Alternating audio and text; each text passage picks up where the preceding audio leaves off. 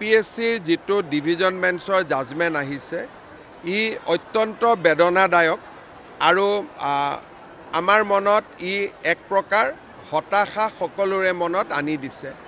যিটো সময়ত ৰাজ্য চৰকাৰে মেধাৰ ওপৰত নিযুক্তি দিব আৰু সম্পূৰ্ণ অসমত এটা মেধাৰ পৰিৱেশ সৃষ্টি হৈছে।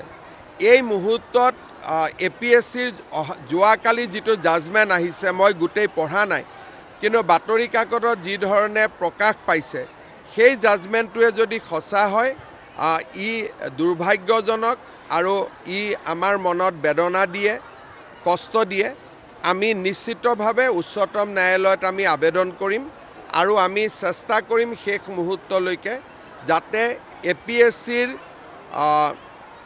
এই দুষ্কাৰ্যৰ লগত জড়িত কোনেও যাতে চাকৰি ঘূৰাই পাব নোৱাৰে। পিএছচিৰ যিটো ডিভিজন বেঞ্চৰ জাজমেণ্ট আহিছে ই অত্যন্ত বেদনাদায়ক আৰু আমাৰ মনত ই এক প্ৰকাৰ হতাশা সকলোৰে মনত আনি দিছে।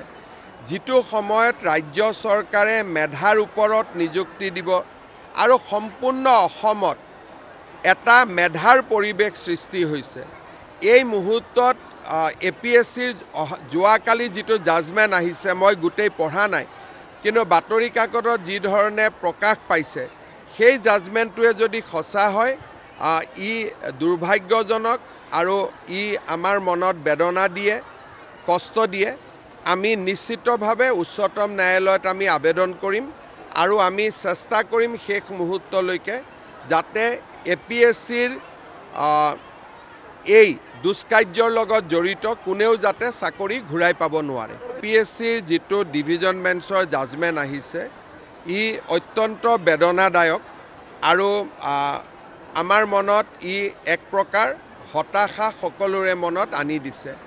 যিটো সময়ত ৰাজ্য চৰকাৰে মেধাৰ ওপৰত নিযুক্তি দিব আৰু সম্পূৰ্ণ অসমত এটা মেধাৰ পৰিৱেশ সৃষ্টি হৈছে।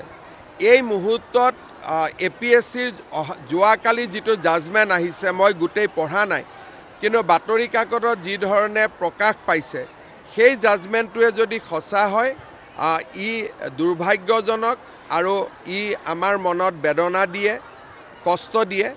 আমি নিশ্চিতভাৱে উচ্চতম ন্যায়ালয়ত আমি আবেদন কৰিম আৰু আমি চেষ্টা কৰিম শেষ মুহূৰ্তলৈকে যাতে এপিএছচিৰ এই দুষ্কাৰ্যৰ লগত জড়িত কোনেও যাতে চাকৰি ঘূৰাই পাব নোৱাৰে। পিএছচিৰ যিটো ডিভিজন বেঞ্চৰ জাজমেণ্ট আহিছে ই অত্যন্ত বেদনাদায়ক আৰু আমাৰ মনত ই এক প্ৰকাৰ হতাশা সকলোৰে মনত আনি দিছে।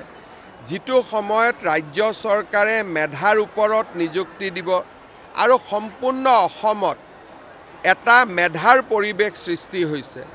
এই মুহূৰ্তত এপিএছচিৰ যোৱাকালি যিটো জাজমেণ্ট আহিছে মই গোটেই পঢ়া নাই, কিন্তু বাতৰি কাকতত যি ধৰণে প্ৰকাশ পাইছে সেই জাজমেণ্টটোৱে যদি সঁচা হয় ই দুৰ্ভাগ্যজনক আৰু ই আমাৰ মনত বেদনা দিয়ে, কষ্ট দিয়ে।